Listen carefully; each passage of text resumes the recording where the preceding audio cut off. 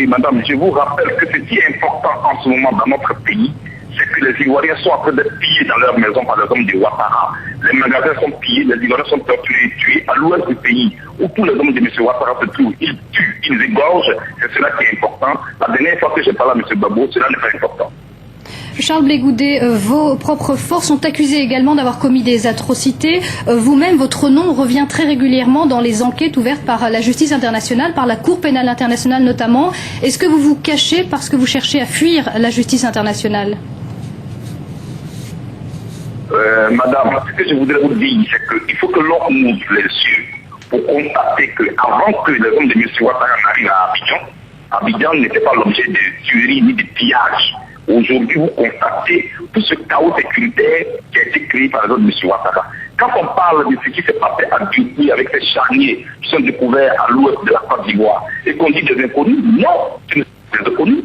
Ce sont les hommes de M. Ouattara qui pillent, qui tuent, qui égorgent les gens.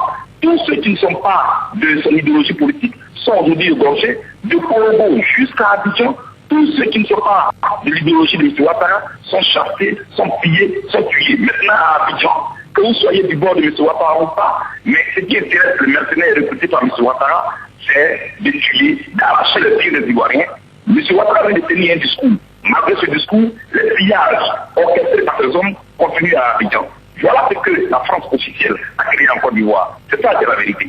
Charles Blé Goudé, en tant que leader des jeunes patriotes, vous avez appelé vous-même de nombreux Ivoiriens à prendre les armes. Des milliers d'Ivoiriens ont répondu à cet appel. Il y a beaucoup d'armes qui circulent en ce moment à Abidjan. Est-ce que vous n'êtes pas responsable d'un début de chaos dans le pays?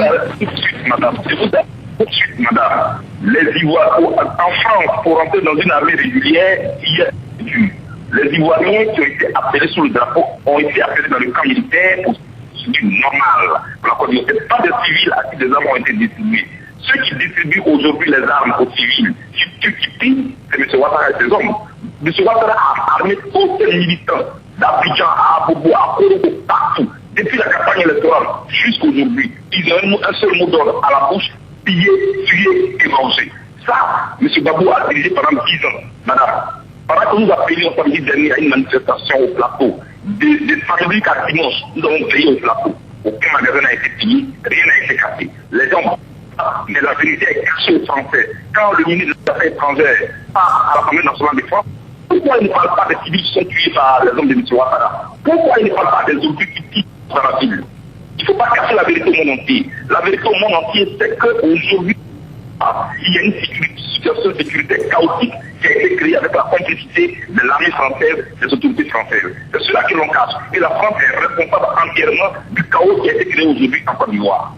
Charles Blé Goudé, est-ce que des négociations sont encore possibles selon vous avec l'ONUCI, la France ou avec le camp d'Alassane Ouattara? D'après plusieurs sources au sein de ces différents camps, vous-même, vous avez entamé des discussions. Est-ce que vous pensez qu'il y a encore une place pour le dialogue, pour les négociations? Madame, depuis que nous faisons nos rassemblements, nous tendons la main.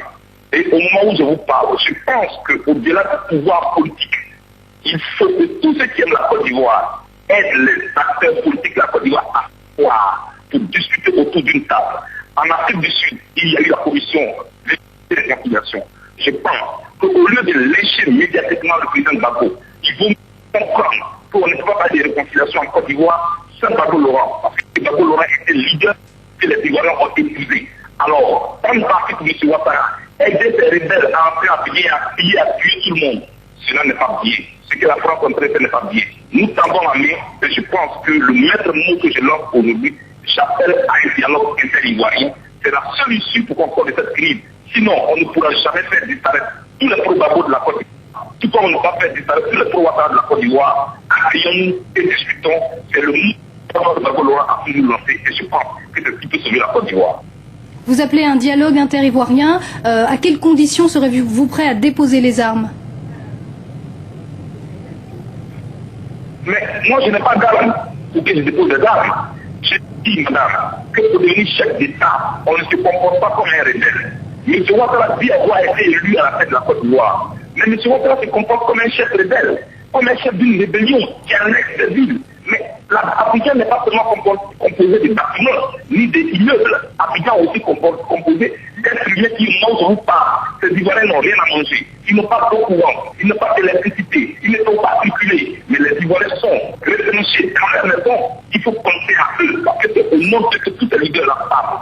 Appuyons-nous et discutons sans condition pour le dialogue, pour la paix en Côte d'Ivoire. Aucun leader qui respecte le peuple de Côte d'Ivoire ne doit poser une condition. Celui qui pose une condition pour discuter, c'est qu'il n'aime pas le peuple de Côte d'Ivoire, donc dans le même côté.